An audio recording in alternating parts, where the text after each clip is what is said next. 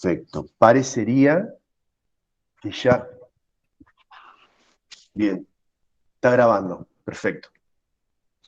¿Escuchan bien? ¿Sí? Bien. ¿Qué es lo que ustedes les empezó a quedar de lo que leyeron y lo que escucharon de Pigeon Rivière?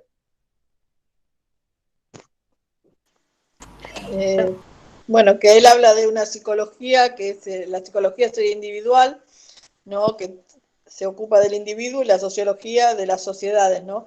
Él habla de algo intermedio que sería la psicología social. Creo que entiendo que Perfecto. trata al individuo en grupo, en sociedad. Muy bien. Muy bien. Sí. ¿Qué más?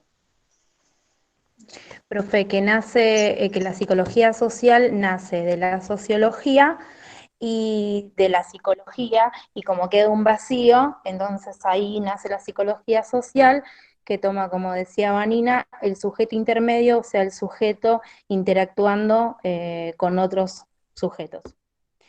Perfecto. Sí, Y ahí después, ponían que viene del psicoanálisis. sí, que También viene. Pigeon Rivière viene del psicoanálisis. Perfecto. Ahora vamos a explicar de qué se trata. Muy bien eso, Verónica, también. ¿Qué más? A mí me llamó mucho la atención la ECRO, profe. ¿Qué te llamó, Karina, qué te llamó la atención? La ECRO. Sí, ¿y qué te llamó la atención de eso? La técnica que tenía él para armar el esquema. Y Bien, lo adelantado que estaba a ciertas cuestiones en cuanto a los individuos y más que nada a las personas con problemas, enfermedades de locura. bien, bárbaro. Ese fantástico que te llama la atención porque es parte de nuestro posicionamiento, ¿no? Reconocer la genialidad de Pigeon y justamente lo adelantado a su época, lo adelantado y lo revolucionario, ¿sí? Porque tiene un posicionamiento claramente tomado y que va en contra de la hegemonía de la época. Entonces hay que reconocerle también a Pigeon la valentía de plantear sus ideas contrarias a todo el poder político económico. ¿Sí? Esto no es menor en su momento. Ya esto es un desafío hacerlo ahora, imagínense en ese momento. Muy bien. ¿Qué más les quedó? Sí, lo bueno es cuando él empieza a trabajar en, en el loquero, como él lo decía, y se da cuenta de que estaban enfermos de soledad, decían él, porque estaban solos, aislados ahí, y los trataban como cosas y no como seres humanos. Entonces él se da cuenta de cómo el lazo entre el otro es importante para la recuperación, porque él mismo se da cuenta que ni los enfermeros estaban capacitados como para tratar al otro como un ser humano, ¿no? Y los hizo trabajar, a esos mismos locos empezaron a trabajar y empezaron a estar mucho mejor de lo que estaban antes. Él se dio cuenta que ellos hacían mejor el trabajo que los enfermeros anteriores. Eso estuvo muy bueno. Y Importantísimo eso, rescatar, Celeste. Sí, ¿quién habla? ¿Quién está pero hablando? no, digo, y rescatar también que pone foco en las tramas vinculares, rescatar que somos con el otro, aunque estemos solos. Perfecto, perfecto. Eso es de las cosas más importantes. Recuperando esta experiencia del psiquiátrico que él tiene, se nos pone, eh, se nos pone en juego cuál es la noción que nosotros tenemos de salud y cuál es la noción de enfermedad. Porque los locos se empezaron a curar cuando los empezaron a tratar como personas normales, ¿no? Entonces, ¿qué estamos entendiendo como la salud y qué estamos entendiendo como la enfermedad? Esto es para que lo empiecen a tener en cuenta como clave. Vamos a seguir leyendo y vamos a seguir estudiando a Pigeon. Y él también pedía que la intervención, ¿no? De los enfermeros, de los médicos, para con la familia de esta gente que está internada, se le diga, mira, esto es transitorio, él va a salir de acá, como diciendo, no le digas que está enfermo y se va a quedar acá solo para toda la vida. En realidad él quería otra cosa, otro mensaje. Bien. Sí, exactamente. Exactamente. Em, muy bien, muy bien. ¿Qué más pudieron ver? Profe, cuando habla del grupo operativo, ¿no? O sea, funcionamos en grupo, no somos individuales, no somos un individuo, una sola Perfecto. cosa, ¿no? Y les quiero adelantar algo, Vanina, en relación a esto del grupo operativo. El grupo operativo es un sistema para operar que crea Pillon Rivière y tiene es un sistema con unas características bastante peculiares. Nosotros vamos a ver por arriba de qué se trata el grupo operativo, porque como ustedes no van a ser psicólogas y psicólogos sociales, no van a terminar utilizando la metodología del grupo operativo, pero a nosotros nos sirve saber de qué se trata para ver qué Y, cosa de eso nosotros podemos aplicar el día que ustedes vayan a intervenir en un grupo. claro, aparte, ¿Sí? bueno, esto lo sé yo por otro lado, ¿no? Pero en cada grupo operativo todos cumplen un rol, ¿no? Exacto, exacto. Entonces, recuperando eso que vos estás diciendo, una de las cosas que Pillon empieza a ver es que cada uno de nosotros cumple un rol en el grupo donde pertenecemos. Cada uno de nosotros pertenece a diversos grupos y dentro de cada uno de esos grupos cumple un rol. Y muchas veces los psicólogos y la gente que tiene que decir quién está enfermo y quién está sano, solo miran al sujeto aislado. En cambio, al sacar la mirada de ahí y hacer una lectura psicosocial, esto es lo que nos propone Pillon, hacer una lectura psicosocial. Cuando hacemos la lectura psicosocial, empezamos a ver, como estaba diciendo Verónica, tramas vinculares. Empezamos a ver relaciones, no sujetos aislados. Entonces, una persona la podemos ver ejerciendo un rol en un grupo, la podemos ver ejerciendo un rol en otro grupo, podemos ver cómo son sus vínculos y sus lazos con otras personas, cómo se vinculan las personas en ese grupo, y a partir de esa lectura poder decir dónde podemos operar para mejorar la salud. ¿Me siguen a dónde estamos yendo? Sí, ¿Sí? profe, Sí. sí, también es como que habla de que el sujeto tiene el primer contacto, es la mamá, el papá, esa conexión, y cuando es como que proyecta y trae, quedan grabados programaciones desde chico y después cuando va creciendo, desarrollándose, se encuentra que hay como programas que quedaron ahí y resuenan y como que molesta ciertas cosas, como que hay que transformarse y modificarnos, porque venimos de una estructura y tenemos que trabajar eso en los cambios, cuando tenemos crisis personales, cuando nos presentamos en algún trabajo, en circunstancias, en una separación, ¿no? En Sí, sí, cuestiones, completamente. Em, habla eh, de eso como bien, que En eso. tenemos que ver cuál es la cuestión, cuál es el problema, que es por qué afecta, que es lo que bien, traemos. muy, muy bien. Eso Esa, cuando habla del inconsciente. ¿quién está hablando? ¿Sí?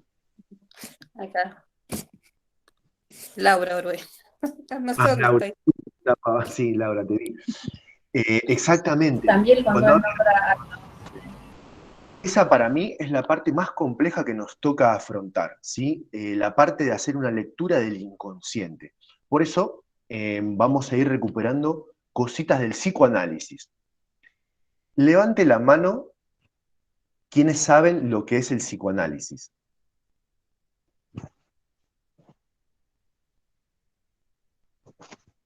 1, 2, 3. Bien. El psicoanálisis, está bien. El psicoanálisis nace aproximadamente en el 1900 y lo crea un neurólogo que se llamó Sigmund Freud. Habrán escuchado nombrar a Sigmund Freud y por lo menos escucharon la palabra psicoanálisis, aunque no sepan de qué se trata. Lo que descubre Freud es que, esperen, ¿Ustedes me están escuchando bien? ¿sí? Sí, Y te profe. dice que la intuición es inestable. Bueno, vamos a seguir hablando como si nada. Sigmund Freud, aproximadamente en el año 1900, crea el psicoanálisis. El psicoanálisis es una teoría nueva que dice que hay una parte nuestra, hay una parte del ser humano, hay una parte de la mente del ser humano que es inconsciente. ¿Qué significa que es inconsciente? Que nosotros no lo registramos, que nosotros no nos enteramos, que nosotros, por más que hagamos un esfuerzo para darnos cuenta de eso, no lo vemos. Sin embargo, es una parte nuestra que opera, que funciona, y que muchas veces nos hace actuar, sentir y hacer cosas de determinada manera. Es como una parte nuestra que desconocemos. Yo les decía en alguno de los videos de las clases que el psicoanálisis fue como una de las fue la tercera herida narcisista del hombre. La Una primera herida, ruptura, dijo, me acuerdo. ¿cómo? No, que me llamó la atención lo que comentó, que era como una ruptura, que el hombre se da cuenta que no era dueño de nada. Exactamente, exactamente. Dicen como que el hombre ya no es dueño ni de su propia casa. Es una metáfora para decir que él se pensaba que era dueño de su cabeza, de lo que pensaba, y viene Freud a decir que no, que hay una parte nuestra que es inconsciente y que tiene mucha más fuerza que la que nosotros quisiéramos, y que lo que nosotros podemos pensar termina siendo mínimo en relación a toda la fuerza que puede tener el inconsciente. Y el inconsciente está lleno de información. Esa parte nuestra está llena de información. Y como decías, Analía, eh, nuestros primeros vínculos, que generalmente son con mamá y papá, o con las personas que cumplan esa función, van estructurando nuestro inconsciente. Entonces, esa información se va a repetir a lo largo de nuestra historia, o por lo menos, si no se repite, nos va a marcar un rumbo. ¿Sí? Villon Rivière era psicoanalista. Entonces, voy a recuperar algo importante, que es que la psicología social nace del entrecruce entre la psicología y la sociología. Acuérdense que la psicología estudia a los sujetos individuales y la sociología estudia a las sociedades. ¿Sí? Entonces, la psicología social es un campo intermedio donde no está el sujeto solo y tampoco se está estudiando una sociedad, un estudio macro de las sociedades. Es el sujeto interactuando con otros. Esto grábenselo, lo repetí un montón de veces en los videos. La psicología social estudia al sujeto interactuando. ¿Qué significa interactuando? Que hay más de uno. Y hay más de uno y puede haber dos, tres, cuatro, cinco. Y si bien la unidad de análisis de Villon Rivière va a ser el sujeto en interacción con otro, el ámbito por excelencia para estudiar los vínculos va a ser los grupos. ¿Sí? Esto me imagino que está claro.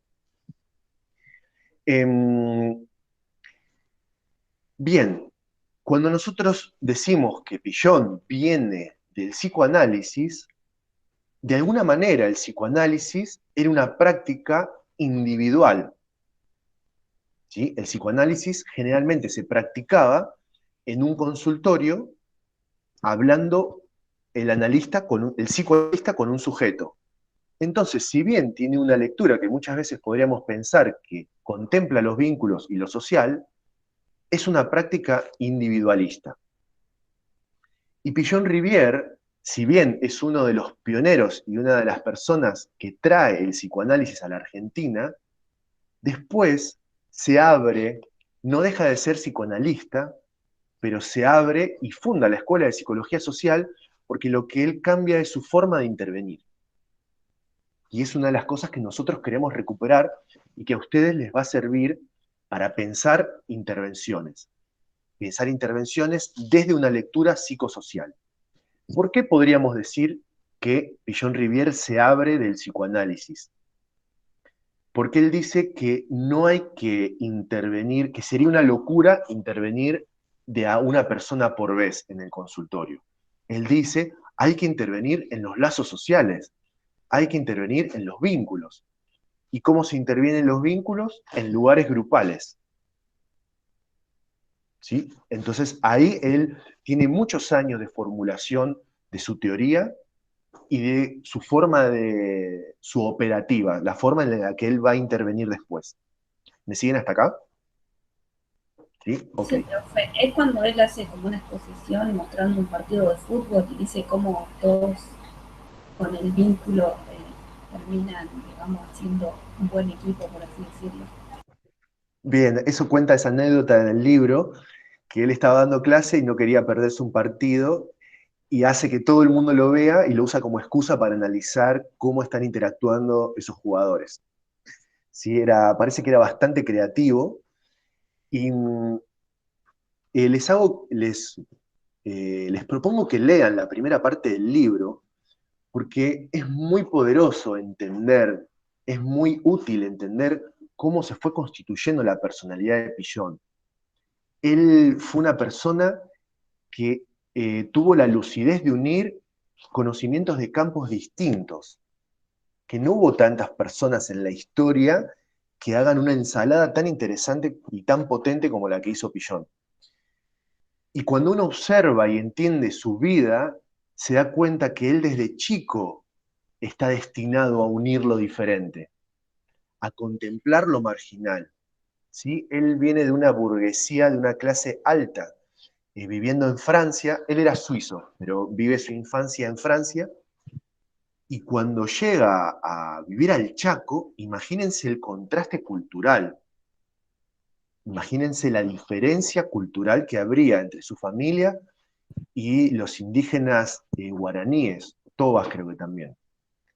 Entonces, Pillon, en vez de colocarse en una postura racista y sentirse superior a estas comunidades, a él le genera curiosidad. Él se llena de curiosidad y trata de entender cómo es que funcionan esas personas, qué las mueve, cuáles son los códigos culturales que hacen que estas personas crean en una cosa o no crean en la otra. Y él siempre cuenta que su tercera lengua fue el castellano. El primero habló en francés, después habló en guaraní, y por último, en tercer lugar, él aprende castellano. Así que imagínense la ensalada cultural que tenía en la cabeza Pillon cuando era chico, y después se termina mudando a Rosario y a Buenos Aires. Ya más adolescente, gracias a toda su historia de poder ver lo diferente, y además de haber convivido con prostitutas, drogadictos, alcohólicos, gente bohemia, marginal, es que él eso después lo aplica al campo de la ciencia. ¿Me siguen? ¿Por qué vemos la historia de una persona? Porque la historia de esa persona va a contarnos por anticipado por qué él va a poder lograr hacer esto en el campo científico, integrar campos tan diversos. ¿Sí? ¿Me escuchan? Porque se me borró la cámara. Sí. Sí. Ahí volvió. Excelente. Bueno, dudas que tengan hasta el momento.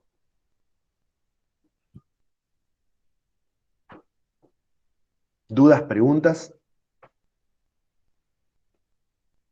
No, él habla también de lo pragmático. Bien, sí. ¿Qué te quedó, Laura, de lo pragmático? No, que lo resaltó varias veces, porque es lo práctico, lo que se lleva a la práctica en los videos. Perfecto. ¿Y por qué se suponen ustedes que hacemos tanto hincapié en resaltar que él era pragmático, que él era práctico, que él era operativo? ¿Por qué les parece que hacemos tanto hincapié en eso?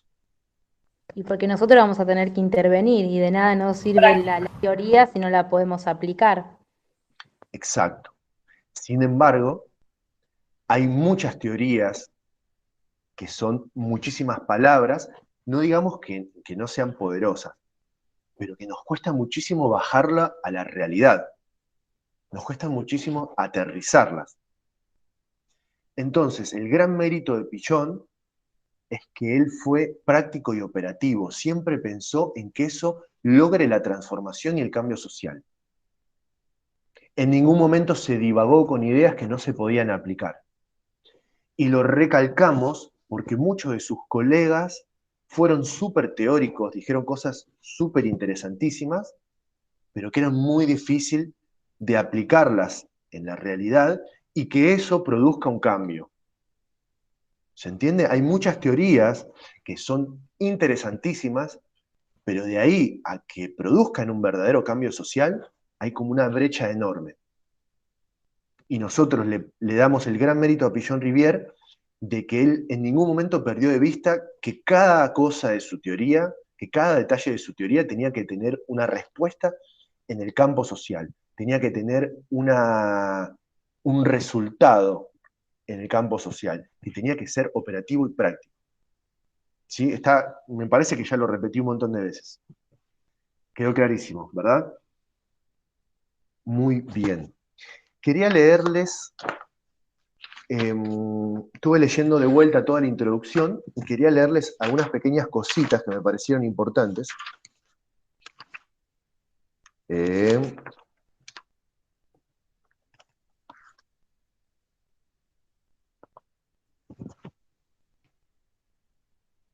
Cuando nosotros vamos a hablar bastante del posicionamiento. ¿Sí? Lo nombramos la vez pasada, está nombrado en las clases que están grabadas, y es muy probable que lo sigamos nombrando. ¿Qué significa para ustedes un posicionamiento ético e ideológico? Significa de dónde voy a mirar, de dónde voy a estar parada, de dónde yo voy a mirar la realidad. Muy bien. ¿Y qué significa eso? Que todos tenemos un posicionamiento hasta en las cosas cotidianas que hacemos en el día, un posicionamiento político, que no es partidario, sino que todo el tiempo estamos tomando decisiones en base a nuestros valores. Está perfecto y coincido desde el principio hasta el final. Ahora, si viene alguien y te dice, no entendí nada, ¿me lo explicás de vuelta? ¿Cómo se lo explicarían? Por ejemplo, no sé, si veo una persona vulnerable y decido ayudarla, eso va a indicar qué posicionamiento tengo yo frente a ese problema. O sea que por el hecho de ayudar a alguien, eso está hablando de nuestro posicionamiento. ¿Estamos de acuerdo? Si no te Eso ayuda, es lo que también es un decíamos. posicionamiento. Perdón, Karen, ¿estabas hablando vos? Repetime, por Sí, favor. que digo que ante cualquier realidad o ante cualquier hecho se puede intervenir o no. De las dos formas estoy tomando una posición. Bien, sí. Ahora les hago una pregunta. Tengo mi tía que junta cosas para la iglesia y ayuda a personas que no tienen, ¿sí? Y tengo un amigo que va a enseñar lengua y matemática a un barrio donde no hay profes, ¿sí? ¿Es el mismo posicionamiento? Para mí sí, profe. Vos dudarías de la tía. ¿Por qué dudarías? ¿De qué dudarías?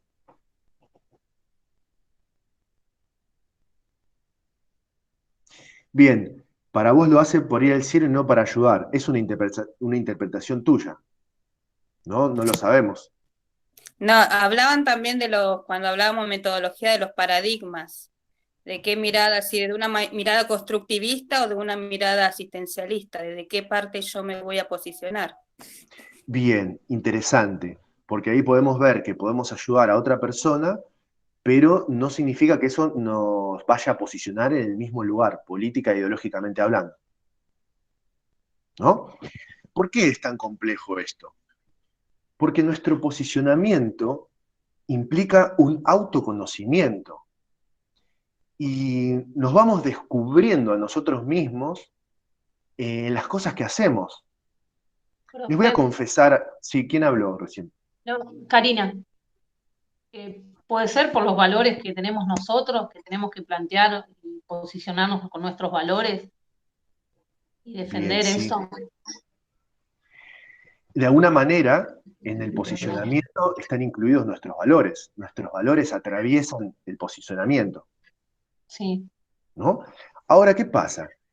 Esto es tan sutil y tan complejo, que nosotros podemos seguir escarbando y descubriendo más cosas respecto de cómo estamos posicionados frente a la vida. Les voy a compartir algo un poco íntimo, pero que yo lo vengo laburando hace unos cuantos años y sigo cada día laburándolo. Uno puede repetir que está política e ideológicamente parado en cierta vereda. Yo puedo enseñar a Pillon Rivière, decirles que el cambio social está en los vínculos, y sin embargo, en mis microacciones cotidianas, yo puedo demostrar algo que no es tan compatible con eso. Aunque yo me la crea. De hecho, estuve mucho tiempo creído de que estaba totalmente sintonizado con esta perspectiva. Y de repente me doy cuenta como que hay ciertas incoherencias en mi vida, que yo no las quería ver. No dejo de ayudar a la gente, mi trabajo como terapeuta hace que ayude a mucha gente, pero ¿desde dónde estoy parado? ¿Realmente desde dónde estoy parado? ¿Estoy interviniendo en las tramas vinculares? ¿O repito una cosa y después intervengo en los sujetos individuales? ¿Qué lectura hago si yo me hago una autocrítica profunda? Se las comparto porque esa autocrítica nos la tenemos que hacer todos y siempre vamos a encontrar contradicciones. ¿Por qué? Porque la sociedad en la que vivimos nos plantea otra cosa. No plantea un funcionamiento comunitario. Entonces, por algún lado nosotros vamos a funcionar con incoherencias, diríamos. No me sale otra forma mejor de decirlo, como que si nos investigamos bien vamos a encontrar contradicciones internas. ¿Me siguen? Entonces, justamente esto no es malo para nada. Al contrario, es genial reconocer nuestras propias contradicciones para ponerlas a trabajar. ¿Sí? Es parte de nuestro proceso de autodescubrimiento. Reconocer dónde no somos coherentes, y a veces hasta es válido decir, yo en esta situación me posiciono de esta manera, podríamos decirlo así, me posiciono de esta manera y me la banco, aunque sé que tengo que ir para otro lado. Podríamos hacer una analogía. Si no, disculpe, y si nos evaluamos y pensamos en nosotros, podemos entender al otro también. Exacto, exacto. Genial. Cuanto más autocrítica podamos hacer de nosotros mismos, mayor empatía vamos a desarrollar por los demás. ¿Sí? Es importante eso. Hablábamos en yo daba una materia en el tramo pedagógico, ¿sí? Que eran muchos profes que no tenían el título docente y teníamos la materia de psicología del adulto. Entonces era un espacio súper rico de debate, y no sé si ustedes conocen algunas de las teorías de la pedagogía, de la educación, dentro de la psicología. Primero nace la teoría conductista. La educación primero se basa en la teoría conductista del aprendizaje, después va evolucionando y podríamos decir que hoy estamos atravesados por una perspectiva más constructivista, que tiene otro enfoque del aprendizaje. Entonces, mucha gente repite que es constructivista, pero cuando uno mira con lupa, esperen un segundo, cuando uno mira con lupa sus prácticas, ve que no es constructivista para nada, es mucho más conductista que constructivista. Entonces, lo que hablábamos es que es preferible decir, sí, soy conductista y me la banco, ser coherente con uno mismo, que decir que uno es constructivista y que no lo es. Esto es una forma de posicionarse. Acá ustedes no tienen la obligación, porque nadie va a ir a meterse abajo de sus camas y obligarles a que sean de una manera. Simplemente que necesitamos introducir la conciencia crítica. Necesitamos introducir la pregunta. A ver, ¿dónde realmente estamos parados? ¿Sí? La pregunta va a empezar a funcionar. La pregunta nos motoriza y nos mueve. Poder pensarnos constantemente, ¿desde dónde estamos parados? Realmente cuando vamos a pensar una intervención en una comunidad, ¿la estamos pensando desde las tramas vinculares? ¿O sin querer, en piloto automático, volvimos a pensar en sujetos individuales? ¿Sí? Tomémoslo como un ejercicio, no como una tortura, no como si alguien se equivoca hay que condenarlo, todo lo contrario. Descubrir que nos posicionamos de una forma que no queríamos es un gran descubrimiento. para tener la posibilidad de transformarlo. ¿Sí? En la forma de encarar esta materia, yo trato de que las herramientas que nosotros vayamos construyendo a ustedes les sirvan para su autoconocimiento, para su vida personal también. ¿Sí? Bueno, un poco mi impronta como terapeuta, psicólogo individual. Me interesa que cada uno se lleve alguna herramienta para poder aplicarla en su propia vida. Preguntas y dudas hasta acá. Profe, entonces, ¿qué es el posicionamiento? Me Bien, perdí. excelente pregunta. Es lo que estábamos tratando de... vos lo dijiste de una forma impecable. Yo te retruqué. Y si viene alguien y te dice, no entendí nada de lo que me dijiste, ¿qué hacemos? ¿Cómo se lo explicamos? Ayúdenme ustedes. ¿Cómo decimos esto con las palabras más simples posibles? ¿Qué significa posicionarse ética e ideológicamente? ¿Qué posición tomamos frente a una situación? Bien, ¿qué más? Frente al ¿Dice alguien? conocimiento del otro. La postura frente al otro, cómo plantarnos. Elida, ¿dijiste el reconocimiento del otro? No, frente al conocimiento del otro, o sea, trabajar con Frente el al conocimiento conocimiento del otro. del otro. ¿Cómo sería trabajar frente al conocimiento del otro? Eh, a ver, y conociendo el problema de la otra persona para poder saber en dónde estamos parados. Por eso Bien, digo, o sea, conocer el problema del otro, conocimientos que hacen a nuestra persona por medio de nuestra trayectoria y que condicionan nuestra manera. Se me borró. ¿Dónde aparecen los comentarios? Acá. Condicionan nuestra manera de actuar. Sí, todo lo que ustedes están diciendo está bien, ¿eh? Yo se lo estoy retrucando para ver si podemos dar explicaciones cada vez más sólidas, más contundentes. Y ya dijimos los posicionamientos. Uno era crítico, constructivista, conductivista, asistencialista. Esos son diferentes posicionamientos. Exacto. Esos son posicionamientos, pero nosotros no podemos encasillar todos los posicionamientos. Entonces vamos a darnos cuenta que muchas veces nosotros, nuestro posicionamiento se encasilla dentro de una corriente, pero que no todos los posicionamientos van a ser iguales. Por eso la pregunta sigue motorizando. Todos los días, ¿dónde estoy parado? Porque todos los días se van a presentar situaciones nuevas y todos los días vamos a estar a prueba para ver dónde estamos posicionados. ¿Se entiende? No quiero que se queden con la idea de que uno se posiciona una vez y listo. Uno adhiere a una teoría y ya está. De ninguna manera, esto es cada día, cada vez. Es un trabajo de autocrítica y autoconocimiento que no se termina nunca. Continúa y continúa. Lo que estamos Profesor. construyendo... Sí, ¿quién me habló? Yo. Karina. Karina. Le hago una consulta. Usted en el video dice que el posicionamiento implica saber desde qué lugar y qué valores nos atraviesan. O sea que podemos tener un posicionamiento distinto en distintas situaciones también. Exacto. Sí. Posicionarnos de una manera en un contexto no significa que ese posicionamiento se vaya a repetir todas las veces. Claro. Trabajar frente al otro puede de una manera... Esperen, que no llegué a leer. Trabajar frente al otro puede las instituciones actuar de una manera y en la práctica tener paciencia con los jóvenes, buscar la manera de explicar todo desde diferentes paradigmas, porque siempre aparece la repregunta de esto puede ser cotidiano como científico. Sí, está bien. Está bien. Me interesa que ustedes se queden con la idea de que esto no es de una vez para siempre, y no es que una vez uno se posiciona y listo. ¿Sí? El posicionamiento hay que revisarlo y revisarlo. Revisarlo en un contexto, revisarlo en otro. A veces uno se posiciona de una manera dentro de la familia. De hecho, hay mucha gente que milita en un partido, hace y habla de esto, del otro, y después de la puerta para adentro funciona de otra manera.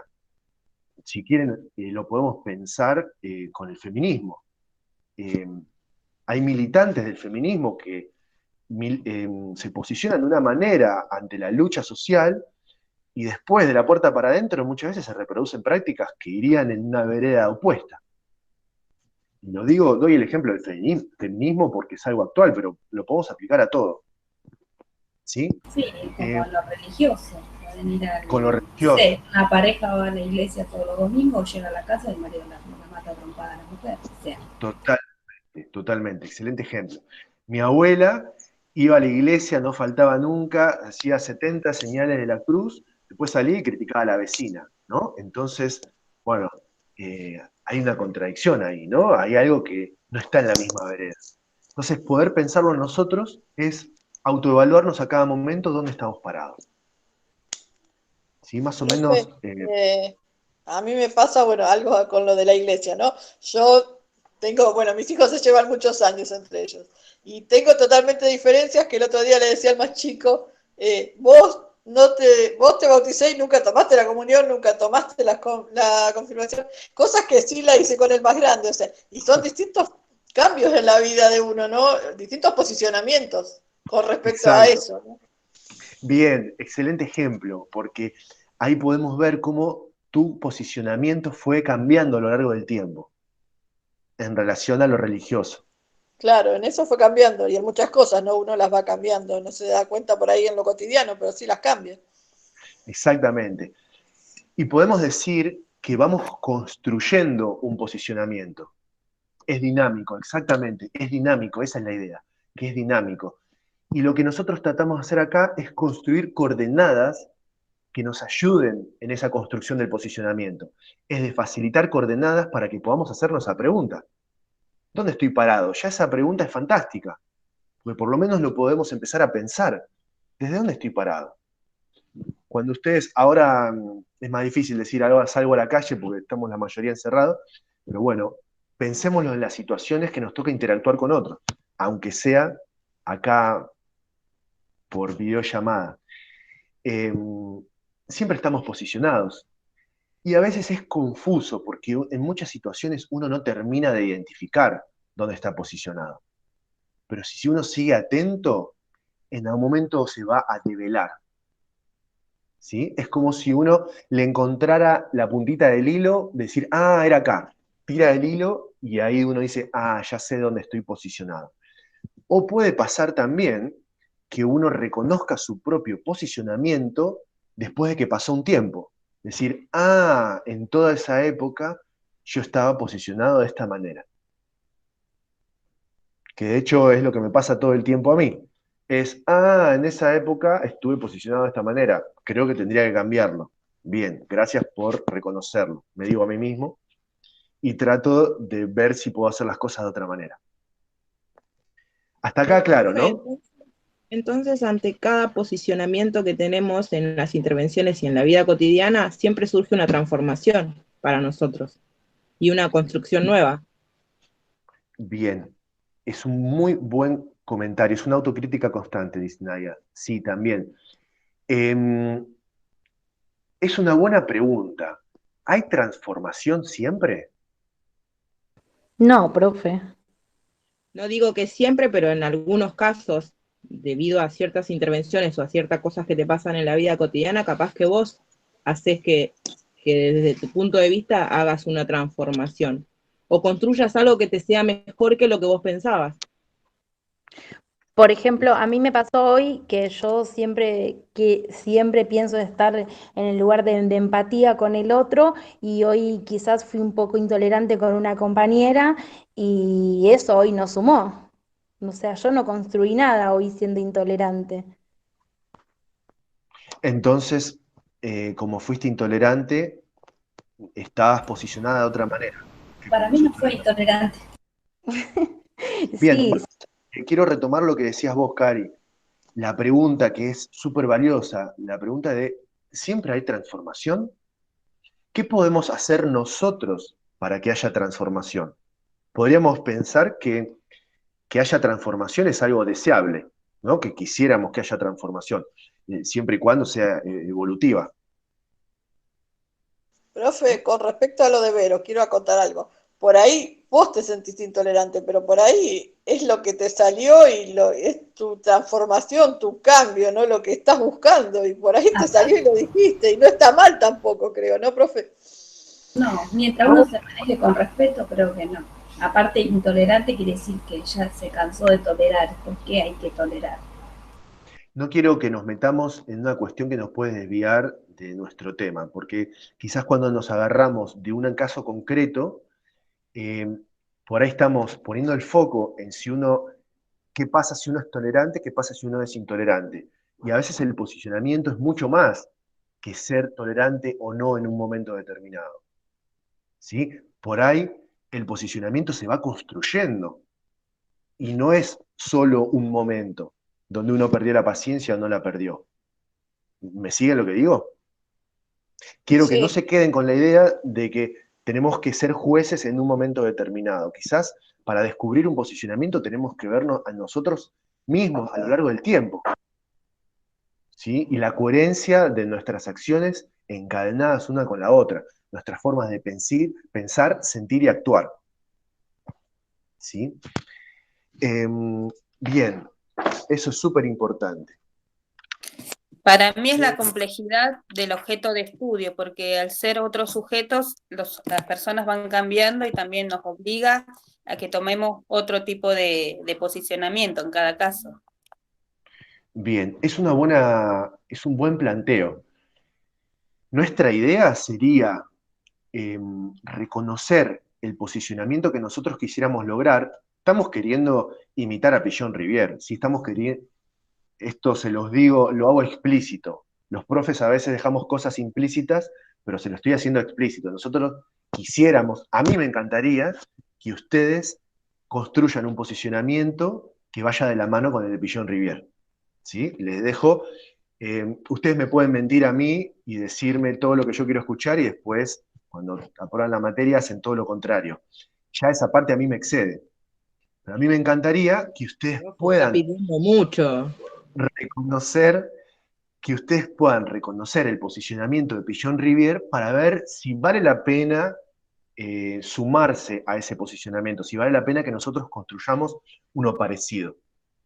¿Sí? Profe, pero Creo que usted se dio cuenta de un posicionamiento ya con el diario del lunes, después que pasó un tiempo, usted recién se dio cuenta.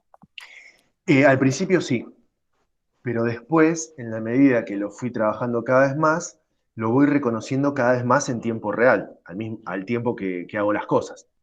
Como que no tarda tanto en venir la crítica. Cada vez puedo hacerlo en el momento. Por ejemplo, ahora puede terminar la clase y yo pensar, ¿las cosas que dije van en la dirección que yo quisiera? ¿Creé las condiciones para que ustedes hagan los razonamientos que a mí me interesa que hagan? ¿O me dejé llevar por la conversación y terminé yendo para otro lado? ¿De dónde me posicioné? ¿Sí? Estoy permitiendo Profe, que... estaría bueno así como un ejercicio que usted nos diga para la clase que viene, así nosotros podamos poner un posicionamiento, por ejemplo, para ver si entendimos y bueno, vamos también haciendo un poco de práctica. Está Bien, muy bueno. excelente. Entonces, la consigna para la clase que viene es que Celeste, no hagas caritas, Celeste no. cada... No es algo que les va a complicar la vida, pero tienen que reconocer una situación o conjunto de situaciones donde ustedes descubran su propio posicionamiento y argumentar, decir por qué. ¿Alguien puede escribir la consigna, por favor? Que yo si escribo, a ver si la puedo escribir acá. La voy a escribir. Identificar. Identificar una situación o conjunto de situaciones donde cada uno reconozca su propio posicionamiento. Posicionamiento político e ideológico. Argumentar. ¿Es para trabajarlo en clase, profe, o para mandarlo por el info? Es para trabajarlo en clase. ¿Sí? Ustedes lo van a tener que hacer, preferiblemente lo escriben para no olvidarse, y lo van a contar en clase. Me van a tener que hacer acordar. No, me lo voy a anotar, porque si no me voy a olvidar.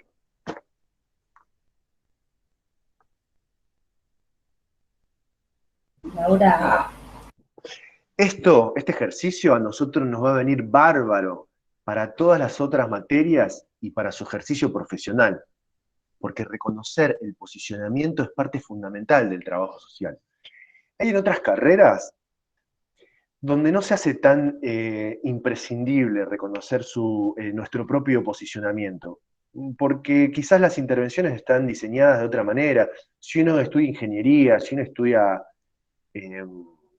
una carrera donde no se ponga en juego, mismo la medicina, si uno va a dedicarse a ser cirujano, quizás no tenga que hacer explícito su posicionamiento.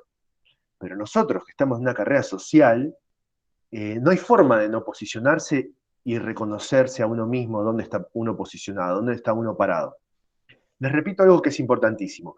Cuando uno dice posicionamiento político e ideológico, ético, político, ideológico, político no es partidario, no es si sos kirchnerista o no kirchnerista. Político es un posicionamiento frente a la vida, todo es un acto político. Estamos mirando desde ahí. ¿Sí? Ok. Bueno, creo que por hoy estamos bien. Quiero que me pregunten si tienen alguna duda, algún comentario más, alguna sugerencia. ¿Otra actividad, Laura? No se hagan bullying entre ustedes.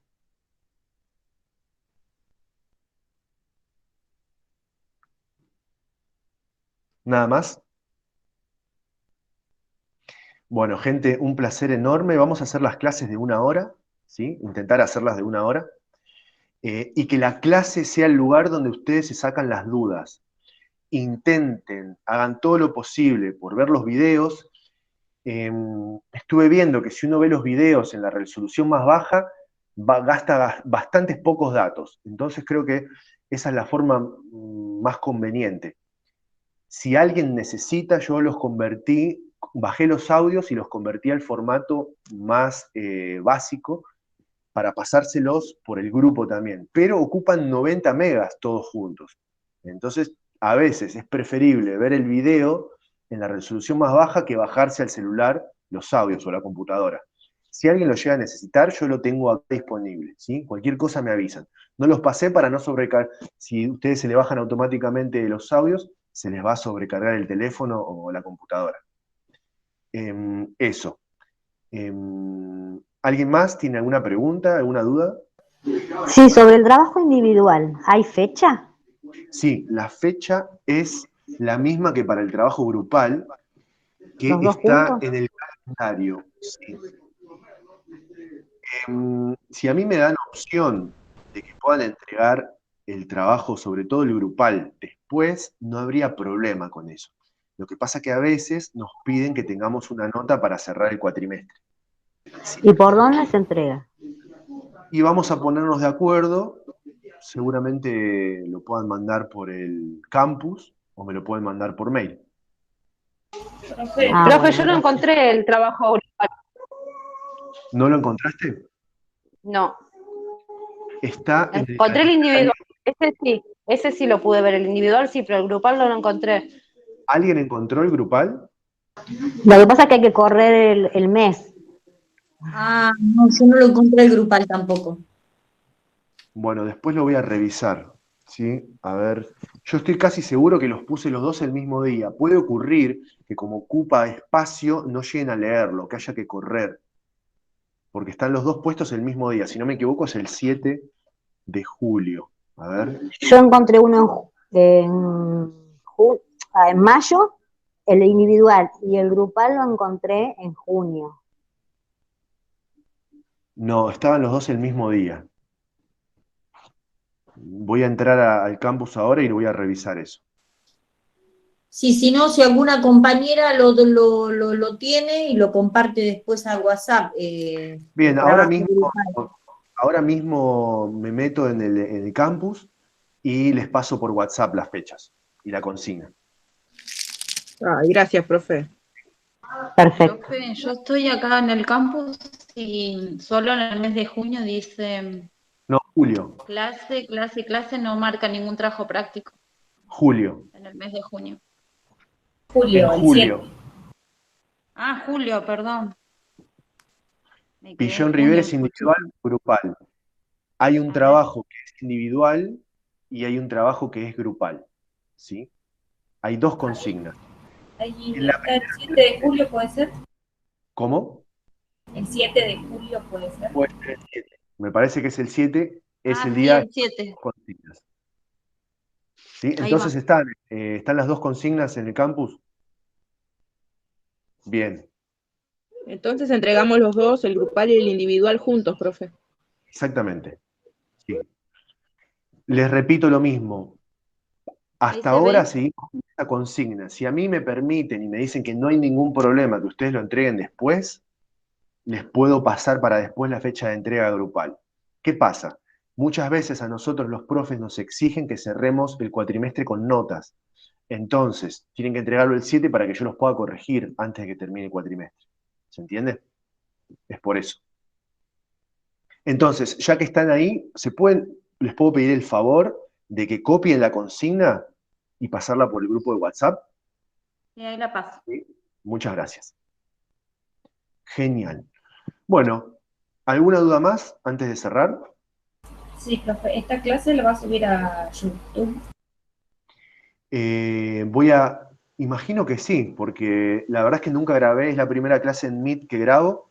Imagino que baja el audio y lo está en formato video, así que eso lo tengo que subir a algún lado.